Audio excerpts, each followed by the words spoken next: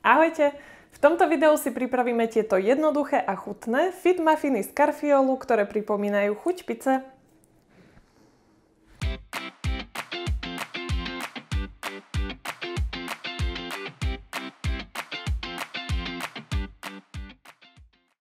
Tieto nízkokalorické karfiolové mafiny môžete podávať samostatne ako raňajky či ľahkú večeru, no rada ich podávam aj spolu s domácou paradajkovou omáčkou, ktorú si pripravím jednoduchým rozmixovaním paradajok s oreganom a soľou. Tento recept nájdete aj v slovenskej a českej verzii knihy Fit recepty 1. diel. No a na prípravu potrebujete iba zo pár surovín. Pozrime sa teda na recept. Na 12 kusov potrebujeme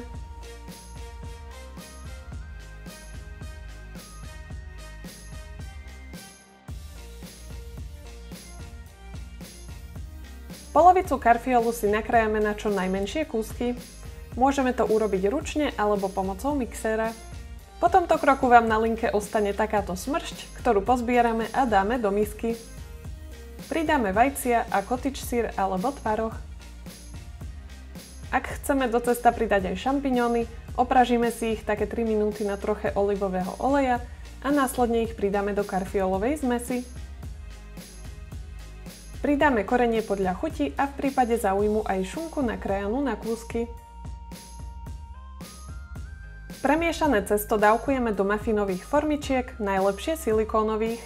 Ak však používate maffinovú formu, nezabudnite ju potrieť alebo postriekať trochou oleja. Cesto vo formičkách stlačíme ako sa len dá, aby muffinky držali pekne pokope. Ak chcete, môžete ich posypať struhaným syrom, budú tak ešte lahodnejšie.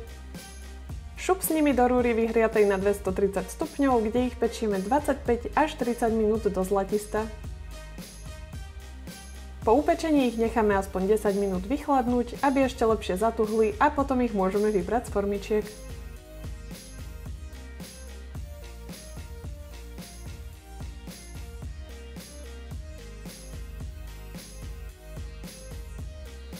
Dobrú chuť!